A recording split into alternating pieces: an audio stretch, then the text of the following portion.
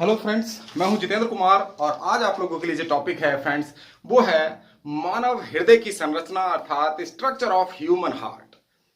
तो समस्त स्तनधारियों में और मानव में जो हृदय है फ्रेंड्स वो चतुर्वेशमी होता है, यानी कि 4 चैम्बर्ड होता है। और आज ये जो टॉपिक है हृदय से संबंधित, हम कोशिश करेंगे कि जितने भी कंपटीशंस में सवाल आते हैं हार्ट से और ब्लड सर्कुलेशन से संबंधित, तो आज हम सभी क्वेश्चंस का समावेश इस वीडियो में करने जा रहे हैं। और हमारी कोशिश है कि ये वीडियो आप लोगों के लिए अत्यंत उपयोगी सिद्ध होगा। जो बच्चे टीजीटी बायोलॉजी की तैयारी कर रहे हैं, अब अगस्त में जिसकी एग्जाम डेट भी आ गई है, तो उन लोगों के लिए तो अत्यंत उपयोगी सिद्ध होगा ही। बाकी पीजीटी और नीट की जो स्टडी कर रहे हैं स्टूडेंट्स, उनके लिए भी आज का वीडियो अत्यंत उपयोगी सिद्ध होने वाला है। और साथ ही साथ टेट और सुपर टेट में भी इससे संबंधित क्वेश्चंस जरूर आप लोगों को देखने मिलेंगे। चलिए आज बात करेंगे, सीधे बात करते हैं मानव हृदय की और हृदय से संबंधित विभिन्न प्रश्न। इसको अच्छी तरीके से समझ लीजिएगा और नोट कर लीजिएगा फ्रेंड्स, आप लोगों के लिए उपयोगी होने वाला है आज का वीडियो। चलिए सीधे बात करते हैं स्ट्रक्चर ऑफ ह्यूमन हार्ट यानी हृदय की संरचना। तो फ्रेंड्स, मानव में और दूसरे जो स्तनधारी हैं, मैमल्स हैं, इन सभी में जो रुधिर परिसंचरण है या अर्थात रक्त परिसंचरण, ब्लड सर्कुलेशन जो है, इसमें 4 भाग होते हैं। रुधिर परिसंचरण के 4 भाग होते हैं। पहला होता है हृदय, दूसरा धमनी आर्टरी, तीसरा वेन्स शिरा और चौथा रुधिर अर्थात ब्लड। और जो ह्यूमन हार्ट है फ्रेंड्स, ये क्या होता है, बंद मुट्ठी के आकार का होता है। जैसे बंद मुट्ठी होती है यानी कि तिकोना टाइप का होता है, आगे की ओर से नुकीला, जैसे बंद मुट्ठी होती है हमारी, इस प्रकार का हृदय होता है। और ये जिस झिल्ली के अंदर बंद रहता है उसे हम पेरिकार्डियम कहते हैं। एक झिल्ली के अंदर बंद रहता है हृदय, जिसको हम पेरिकार्डियम कहते हैं। और हृदय की स्थिति क्या है हमारे शरीर में, ये हमारी वक्ष गुहा में, थोरासिक कैविटी में, वक्ष गुहा में फेफड़ों के मध्य स्थित होता है, यानी कि लंग्स के मध्य स्थित होता है। फेफड़ों के मध्य कहां पाया जाएगा, ये वक्ष गुहा में फेफड़ों के मध्य स्थित होता है। और जिस झिल्ली के अंदर, जिस कवरिंग के अंदर या जिस आवरण के अंदर ये हृदय बंद रहता है, उस आवरण को फ्रेंड्स पेरिकार्डियम कहते हैं। और पेरिकार्डियम भी 2 भागों से बनी होती है। पेरिकार्डियम में ऊपर की जो झिल्ली है 2 झिल्लियों से बनी होती है। ऊपर की झिल्ली को फाइब्रस पेरिकार्डियम कहते हैं। और ये कैसी होती है, लचीले फ्लेक्सिबल तंतु नहीं होते। और सीरस, दूसरी जो अंदर की झिल्ली है, इसको सीरस पेरिकार्डियम कहते हैं। और इसके जो फाइबर होते हैं ये लचीली होती है, फ्लेक्सिबल होती है। और बाहर वाली झिल्ली फ्लेक्सिबल नहीं होती, फाइब्रस पेरिकार्डियम। और इन दोनों फाइब्रस और सीरस पेरिकार्डियम के बीच में क्या भरा रहता है, पेरिकार्डियल फ्लूइड भरा रहता है, एक द्रव भरा रहता है जिसको पेरिकार्डियल फ्लूइड कहते हैं। और हृदय का जो निर्माण है वो फ्रेंड्स कार्डियक मसल्स से होता है, अर्थात हृदय पेशियों से होता है। और ये हृदय पेशियां जो है, हृदय पेशियां रेखित और अरेखित, यानी कि रेखित तथा अरेखित दोनों पेशियों के मिलने से बनती हैं, मिश्रण से बनती हैं। हृदय पेशी में, कार्डियक मसल्स में रेखित और अरेखित यानी कि वॉलंटरी और इनवॉलंटरी दोनों प्रकार की मसल्स पाई जाती हैं। और भ्रूण में सबसे पहले 6 से 8 हफ्ते में जो स्ट्रक्चर बनती है वो हृदय होता है। हृदय का निर्माण अर्थात भ्रूण के अंदर हृदय का निर्माण कितने हफ्तों में हो जाता है, 6 से 8 सप्ताह में हो जाता है। 6 से 8 हफ्ते में भ्रूण का निर्माण हो जाता है। अब इसके वेट की बात करें फ्रेंड्स, जो हृदय है, हृदय नर और मादा में यानी कि पुरुष और स्त्री में, मेल में 310 ग्राम का होता है, जबकि फीमेल में फ्रेंड्स इसका जो वेट होता है वो 255 ग्राम होता है, बिल्कुल ब्लड की तरह। ऐसे ही रुधिर भी नर में यानी कि पुरुषों में और स्त्रियों में अलग अलग पाया जाता है। नर में ब्लड की मात्रा 5 से 6 लीटर होती है, और जबकि मादाओं में यानी कि फीमेल स्त्रियों में कितना 4 से 5 लीटर रुधिर पाया जाता है, 1 लीटर कम होता है। उसी प्रकार वजन में भी कमी होती है। और जो जितने भी स्तनधारी हैं और पक्षी हैं फ्रेंड्स, इनका हृदय कैसा होता है? 4 चैम्बर्ड होता है। इसमें 4 वेश्म पाए जाते हैं। कितने वेश्म पाए जाते हैं? 4, अर्थात 4 कक्षों से मिलकर बना होता 4 कक्ष पाए जाते हैं स्तनधारियों में, मैमल्स में और एवीज यानी बर्ड्स में। 4 वेश्म होते हैं, जिनमें 2 आलिंद होते हैं और 2 निलय होते हैं। ऊपर के 2 आलिंद और 2 निलय, लेफ्ट ऑरिकिल, राइट ऑरिकिल और राइट वेंट्रिकल और लेफ्ट वेंट्रिकल। इस प्रकार 4 कक्षों से मिलकर ये हृदय बना होता है। अगर हम फिश की बात करें, कुछ और भी हृदयों के बारे में बता दें आपको पहले भी जानकारी है इस बारे में, हम एक वीडियो में बता चुके हैं हम, लेकिन फिर संकार्डेटा, जब संकार्डेटा के लक्षण पढ़ाए तो हमने विभिन्न कक्षाओं का भी उसमें जिक्र किया था, विभिन्न क्लासेस वर्ग का, और उसमें ये सब चीज बताई थी। लेकिन फिर भी हम रिवाइज कर रहे हैं। फिश जितनी भी मछलियां हैं, तो मछलियों में मत्स्य वर्ग में यानी कि वर्ग इनका, अगर हम क्लास की बात करें, क्लास क्या हो गई? फिशीज, मत्स्य वर्ग। तो मत्स्य वर्ग में जो हृदय है वो कितने? केवल 2 चैम्बर होते हैं, 2 वेश्मी होता है। कितने वेश्म पाए जाते हैं? 2, इसलिए हमने 2 लिख दिया है ये ब्लू पेन से। एक ऑरिकिल होता है, एक वेंट्रिकल, और ऐसे हृदय को हम वीनस हृदय कहते हैं, वीनस हार्ट कहा जाता है। मछलियों के हृदय को या मत्स्य वर्ग में पाए जाने वाले हृदय को वीनस हृदय कहते हैं, वीनस हार्ट कहते हैं। इसको भी रट लीजिएगा, ये कई बार पूछा गया क्वेश्चन है। रेप्टाइल्स में अगर हम बात करें तो हृदय जो होता तो 4 वेश्मी है, 4 कक्षीय, लेकिन चौथा ये जो दोनों ऑरिकिल हैं, लेफ्ट ऑरिकिल और राइट ऑरिकिल, यानी कि दोनों आलिंदों के बीच में ये अपूर्ण होता है, ये कक्ष अपूर्ण होता है, लेकिन ये 4 चैम्बर्ड ही माना जाता है। 2 वेंट्रिकल और 2 ऑरिकिल रेप्टाइल्स में पाए जाते हैं। और जब अगर हम एम्फीबियंस की बात करें, उभयचर जैसे मेंढक, सैलामेंडर आदि, तो मेंढकों में मेंढक का हृदय कैसा होता है? त्रिवेश्मी, यानी कि 3 वेश्म पाए जाते हैं। त्रिवेश्मी होता है, 4 वेश्म नहीं पाए जाते, 3 वेश्म पाए जाते हैं। 2 आलिंद होते हैं, 1 निलय होता है। आलिंद 2 होते हैं और निलय 1 ही होता है। तो इस प्रकार हृदय के बारे में आप लोगों ने जाना। अब हम हृदय की संरचना पर डिस्कस करते हैं। तो फ्रेंड्स, हम हार्ट की बात करते हैं। तो हार्ट कैसे होता है? बंद मुट्ठी के आकार का होता है, और ये पेरिकार्डियम झिल्ली से बंद रहता है। ये जो जिस झिल्ली के अंदर बंद रहता है उसे हम पेरिकार्डियम कहते हैं।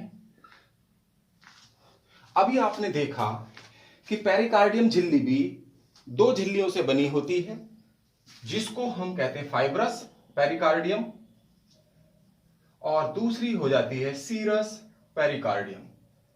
सीरस पेरिकार्डियम अंदर की झिल्ली होती है और फाइब्रस जो है ये बाहर की झिल्ली होती है। तो इस प्रकार हम देखें तो जिस झिल्ली के अंदर हृदय बंद रहता है उस झिल्ली को हम पेरिकार्डियम कहते हैं। अब आती है बात, देखेंगे इस हृदय में 4 वेश्म होते हैं। कितने वेश्म होते हैं? 4। आप 4 वेश्म बना लें। इसको हम ऐसे भी कर सकते हैं कि बायां भाग फ्रेंड्स क्या होता है? दाएं भाग की अपेक्षाकृत छोटा होता है। लेफ्ट जो भाग है, लेफ्ट ऑरिकिल, राइट की अपेक्षाकृत क्या होता है? छोटा होता है। तो इसलिए हम इसको छोटा बना देते हैं। ये हमने 4 वेश्म बना दिए हैं। अब इन 4 वेश्मों के नाम लिखेंगे। 2 वेंट्रिकल हैं और 2 ऑरिकिल हो जाते हैं। इसको हम लेफ्ट ऑरिकिल या लेफ्ट एट्रियम के नाम से जानते हैं।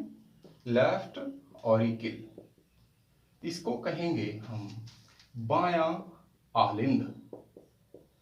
इसको हिंदी में बायां आलिंद कहते हैं। और इधर जो होगा ये पार्ट, ये कहलाएगा राइट ऑरिकिल, जिसको हम दायां आलिंद कहते हैं। ऐसे ही इसको हम लेफ्ट वेंट्रिकल और राइट वेंट्रिकल के नाम से जानते हैं। अब हृदय के अग्रभाग से फ्रेंड्स, अग्रभाग में एंटीरियर आयोर्टा होता है। एंटीरियर आयोर्टा, जिसको कहते हैं हम अग्र महाधमनी। अग्र महाधमनी होती है। और पीछे की तरफ होती है पश्च महाधमनी, पोस्टीरियर आयोर्टा।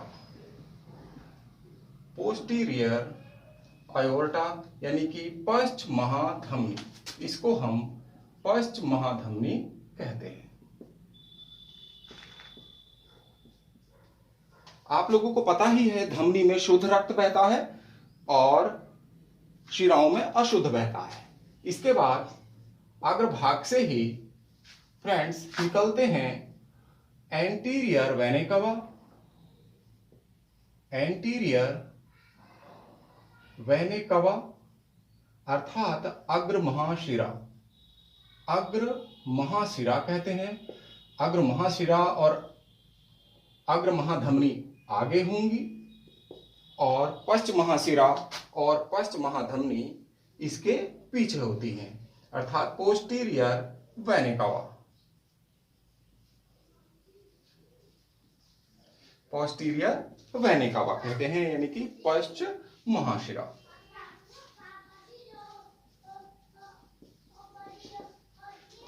तो इस प्रकार देखा आपने कि दो अग्र महाशिरा और अग्र महाधमनी, पश्च महाशिरा और पश्च महाशिरा और पश्च महाधमनी पिछले भाग में स्थित होते हैं। हृदय के अगले ही भाग से क्या निकलती है, एक इस साइड और एक इधर, दोनों तरफ, यानी कि हृदय के लेफ्ट पार्ट में, लेफ्ट ऑरिकल में और राइट ऑरिकल में दो पतली वाहिनियां और निकलती हैं। इनको कहते हैं फ्रेंड्स फुफ्फुसीय धमनी या पल्मोनरी आर्टरी। पल्मोनरी आर्टरी कहते हैं। पल्मोनरी आर्टरी अर्थात फुफ्फुसीय, इनको कहते हैं फुफ्फुसीय धमनी। फुफ्फुसीय धमनी कहते हैं। और इस साइड होती है friends pulmonary vein. Pulmonary vein होती है, यानी कि फुफ्फुसीय शिरा। फुफ्फुसीय शिरा होती है फ्रेंड्स। अब देखेंगे, आप लोगों को जैसे पता है कि धमनी में आप लोगों ने पढ़ा, धमनी में कैसा रुधिर बहता है, शुद्ध रुधिर बहता है।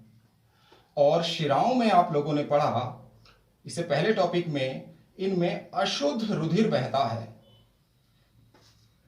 लेकिन फ्रेंड्स यहां अगर पल्मोनरी आ जाता है, यानी फुफ्फुसीय धमनी हो जाता है, तो फुफ्फुसीय धमनी में उल्टा हो जाता है। धमनी में बहता है शुद्ध, लेकिन फुफ्फुसीय धमनी में कैसा रुधिर बहता है, अशुद्ध।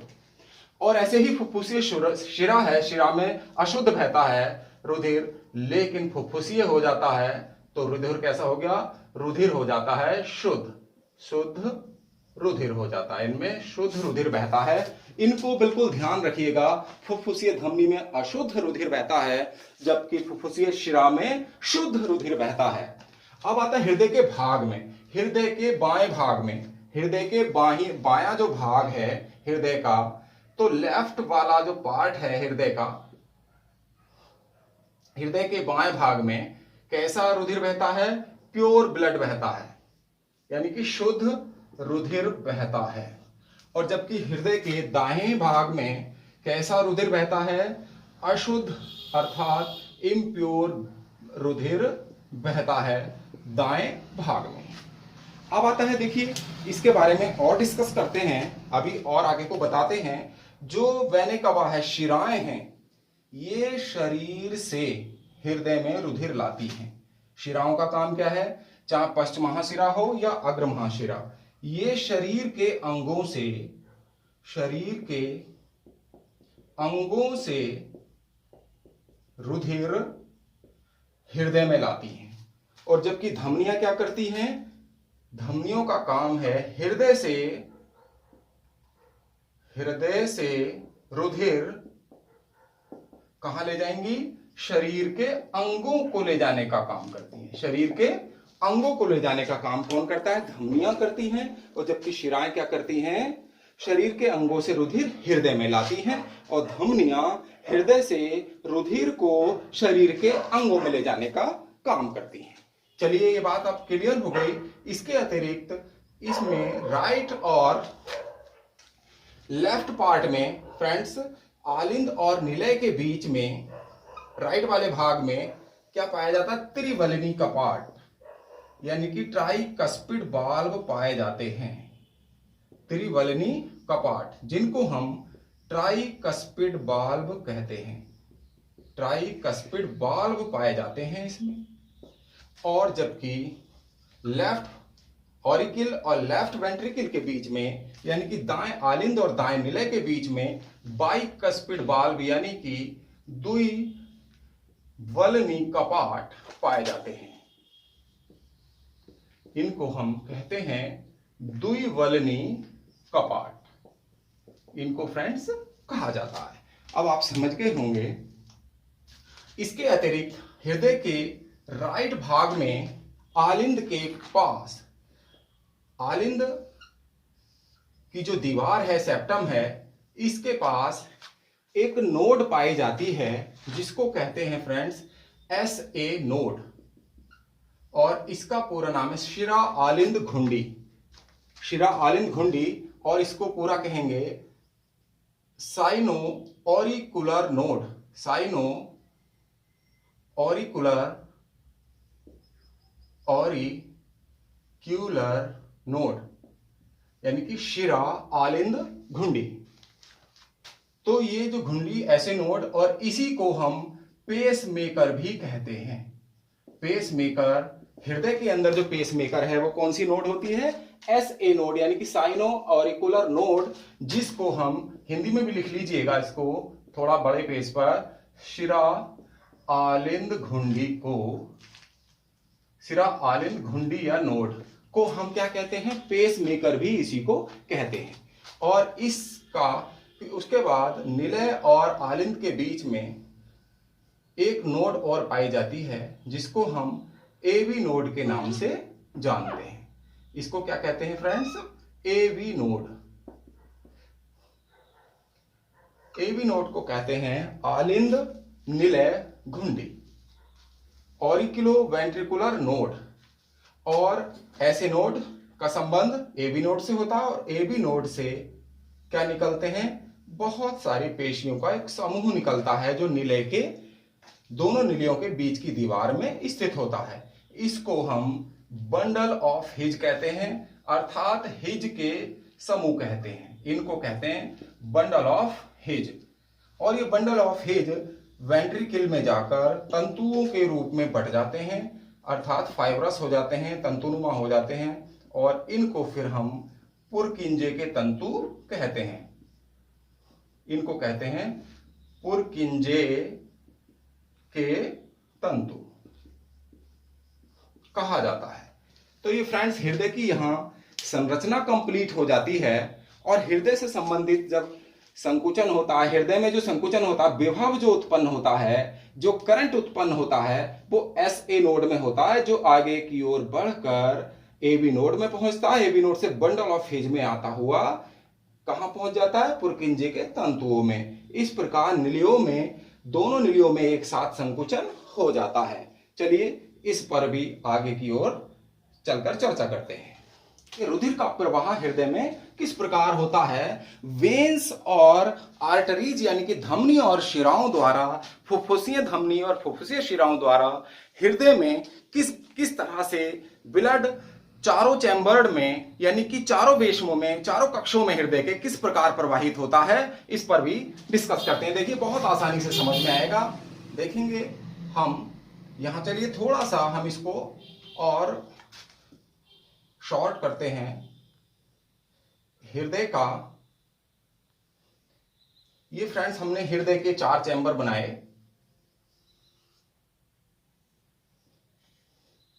हमने हृदय के 4 चैम्बर बना लिए। ये हो गया लेफ्ट ऑरिकल, ये हो गया राइट ऑरिकल, ये राइट वेंट्रिकल, और ये हो गया लेफ्ट वेंट्रिकल। ये हो गया फ्रेंड्स, क्या हो गया, बायां आलिंद, और ये हो गया दायां आलिंद, और ये हो गया बायां निलय, और ये हो गया दायां निलय। तो इस प्रकार इसकी स्ट्रक्चर होती है। और इन दोनों के बीच में फ्रेंड्स राइट ऑरिकल को लेफ्ट ऑरिकल्स, राइट ऑरिकल को राइट वेंट्रिकल से जोड़ने के लिए क्या होते हैं, त्रिवलनी कपाट पाए जाते हैं। इसलिए हमने इसको ट्राइकस्पिड वाल्व बना दिया। इसको क्या बना दिया, ट्राइकस्पिड वाल्व। देख लीजिएगा, तो इसमें कैसे त्रिवलनी कपाट पाए जाते हैं, ट्राइकस्पिड वाल्व यहां हो गया। और लेफ्ट ऑरिकल और लेफ्ट वेंट्रिकल के बीच में बाइकस्पिड वाल्व होते हैं, इसलिए हमने 2 बना दिया, यानी कि द्विवलनी कपाट होते हैं इसमें, बाइकस्पिड वाल्व। इन दोनों के बीच में ये वाल्व होते हैं। इसके अतिरिक्त फ्रेंड्स देखेंगे कि बॉडी से वेन्स द्वारा, यानी कि शिराओं द्वारा, वेनेकवा द्वारा, पश्च महाधमनी द्वारा, ये वेनेकवा हो गया, यानी कि महाशिराओं द्वारा शरीर के अंगों से ब्लड आएगा। ये ब्लड कहां से आएगा, और शरीर के अंगों से अशुद्ध रुधिर, दाहिने भाग में अशुद्ध बहता है, तो शरीर के अंगों से जो ब्लड है, और कौन सा ब्लड होगा, ये इम्प्योर होगा फ्रेंड्स, अशुद्ध होगा, इम्प्योर ब्लड होगा। ध्यान रखिएगा, दाहिने भाग में अशुद्धि होता है, और महाशिरा यानी कि शिराओं में भी कैसा बहता, अशुद्ध रुधिर बहता। शरीर के अंगों से हृदय के यानी महाशिरा में आएगा। और ये महाशिरा फ्रेंड्स, पता है आप लोगों को जानकारी होनी चाहिए, नहीं है तो हम आपको बताते हैं। देखिएगा, तो ये नीचे से जाकर वेंट्रिकल के, ये फ्रेंड्स कहां जाकर खुलती है, हृदय के दाहिने आलिंद में, दाहिने आलिंद में जाकर ये खुली। और ये जो ब्लड है, ये यहां से होता हुआ कहां आया, राइट ऑरिकल में पहुंच गया। देख लीजिएगा, ब्लड कहां पहुंचा, राइट ऑरिकल में, दाहिने आलिंद में पहुंचता है, क्योंकि ये महाशिरा जो शरीर के अंगों से रुधिर लेकर आ रही है, ये कहां खुलती है, राइट ऑरिकल में, दाएं आलिंद में जाकर खुलती है। इसको ध्यान रखेंगे, कहां खुलती है, महाशिरा, पश्च महाशिरा जाकर दाहिने आलिंद में, और दाहिने आलिंद से फिर ये जो ब्लड है फ्रेंड्स, यही रुधिर घूम के इसमें से अब कौन से वाल्व द्वारा, ट्राइकस्पिड वाल्व द्वारा निलय में आ जाता है। कहां आ जाएगा, राइट वेंट्रिकल में, यानी कि दाएं निलय में आ गया, दाएं निलय में आ जाता है ये रक्त। और दाएं निलय से फ्रेंड्स, ये दाएं निलय से क्या निकलती हैं, दाएं निलय से जो रुधिर है, तो यहां से रुधिर दाएं निलय से के पीछे के हिस्से में क्या होती हैं, ये पल्मोनरी वेन्स होती हैं, वो पल्मोनरी आर्टरीज होती हैं। क्या होती हैं, पल्मोनरी आर्टरी। हमने आप लोगों को बताया था कौन सी आर्टरी होगी, फुफ्फुसीय धमनी, पल्मोनरी आर्टरी होती है, जिसको क्या कहते हैं, फुफ्फुसीय धमनी। दोबारा से आ गया है, ये भूलेंगे नहीं, बहुत आसान है। इसको डायग्रामेटिकली अगर आप लोगों ने समझ लिया तो रुधिर कहां से आया, पश्च महाशिरा से, शरीर के अंगों से पश्च महाशिरा में गया, और पश्च महाशिराओं से ब्लड कहां गया, राइट ऑरिकल में, राइट ऑरिकल से ट्राइकस्पिड वाल्व द्वारा त्रिवलिनी कपाट द्वारा निलय में आ गया राइट वेंट्रिकल में, और निलय से ये ब्लड कहां पहुंचा, कहां पहुंच रहा है देख लीजिएगा, पल्मोनरी आर्टरी में यानी फुफ्फुसीय धमनी में। इसीलिए कहते हैं, तभी बताया था कि फुफ्फुसीय धमनी में कैसा रुधिर बहता, इम्प्योर, अशुद्ध। तो अशुद्ध रुधिर हो गया, हृदय के दाएं भाग में अशुद्ध हो गया और फुफ्फुसीय धमनी में, इसलिए ये अशुद्ध रुधिर हो गया। और ये अशुद्ध रुधिर फिर कहां पहुंचेगा, यहां से इम्प्योर ब्लड यानी कि अशुद्ध रुधिर ये पहुंचता है फ्रेंड्स लंग्स में, फेफड़ों में। ये फेफड़ों में पहुंचता है, लंग्स में पहुंच जाएगा। और लंग्स में जब इम्प्योर ब्लड होगा, आएगा, इम्प्योर ब्लड का मतलब आप जानते ही हैं, जिस ब्लड में CO2 होगी। और CO2 फेफड़ों में पहुंचते ही फेफड़े क्या कर देंगे, CO2 को बाहर निकाल देंगे और O2 को अंदर ले लेंगे। O2 अंदर आ जाएगी सांस द्वारा, तो CO2 ब्लड में से बाहर निकल गई, O2 अंदर आ गई, तो अब ब्लड कैसा हो गया, यहां से निकलने वाला ब्लड अब ब्लड में CO2 नहीं है, O2 है, तो इसलिए इस ब्लड को क्या कहेंगे, प्योर ब्लड कहेंगे, यानी कि शुद्ध रुधिर हो गया ये। अब शुद्ध किसने कर दिया, फेफड़ों ने कर दिया। और यहां पर क्या होता है, राइट ऑरिकल में कौन सी वेन पाई जाती है, पल्मोनरी वेन, पल्मोनरी वेन पाई जाती है, यानी कि फुफ्फुसीय शिरा, फुफ्फुसीय शिरा। और फुफ्फुसीय शिरा का संबंध किससे होता है, फेफड़ों से होता है। और ये फुफ्फुसीय शिरा शुद्ध रुधिर को यानी कि प्योर ब्लड को हृदय के लेफ्ट ऑरिकल में और लेफ्ट ऑरिकल से लेफ्ट वेंट्रिकल में पहुंचा देती है। और लेफ्ट वेंट्रिकल में होती है पश्च महाधमनी, पोस्टीरियर आयोर्टा होता है, पोस्टीरियर आयोर्टा यानी कि महाधमनी होती है। और फिर ये महाधमनी शुद्ध रुधिर को शरीर के अंगों में पहुंचा देती है। शुद्ध रुधिर को कहां पहुंचाएगी, शरीर के अंगों में पहुंचा देती है। इस प्रकार ब्लड का सर्कुलेशन होता रहता है। अब बात करते हैं फ्रेंड्स हृदय स्पंदन की। तो हृदय स्पंदन, हार्ट बीट कहते हैं सिकुड़ने और फैलने को। तो जो फ्रेंड्स हृदय है, सिकुड़ता और फैलता है, इसको हम हृदय स्पंदन कहते हैं। हृदय के सिकुड़ने को सिस्टोल कहते हैं, जिसको प्रंकुचन कहा जाता है। और जबकि हृदय जब फैलता है, उसमें ब्लड भरता है, तो उसको डायस्टोल या अनुशीतलन कहते हैं। और दोनों प्रोसेस को मिलाकर हम क्या कहते हैं, हृदय स्पंदन कहते हैं। और जो हृदय स्पंदन दर है फ्रेंड्स, वो 1 मिनट में हृदय जो धड़कता है वो 72 से 80 बार धड़कता है। तो इस प्रकार इसे हम हृदय स्पंदन को कार्डियक चक्र भी कहते हैं। तो एक कार्डियक चक्र अर्थात सिस्टोल और डायस्टोल को मिलाकर कितना समय लगता है, 0.8 सेकेंड का समय लगता है एक कार्डियक चक्र पूर्ण होने में या हृदय स्पंदन दर पूर्ण होने में। हृदय स्पंदन दर को पूर्ण होने में 0.8 सेकेंड का समय लगता है। और फ्रेंड्स हृदय स्पंदन को नियंत्रित करने वाला कोई तत्व है, तो वो है पोटेशियम। तो पोटेशियम द्वारा हृदय की धड़कन नियंत्रित रहती है। तो हृदय की धड़कन अर्थात हृदय स्पंदन को नियंत्रित करने वाला तत्व कौन सा है, वो पोटेशियम होता है। ये सवाल भी कई बार कंपटीशन में पूछा गया है, इसको ध्यान रखिएगा। अब आता देखो फ्रेंड्स, एक नाम आता है फोरामेन ओवेलिस, एक गड्ढा है। ये दोनों आलिंदों के बीच में जो सेप्टम होता है, लेफ्ट ऑरिकल और राइट ऑरिकल के बीच में एक सेप्टम होता है। तो इस सेप्टम में एक गड्ढा पाया जाता है, इसे एक गर्त पाया जाता है, जिसको फोरामेन ओवेलिस कहते हैं।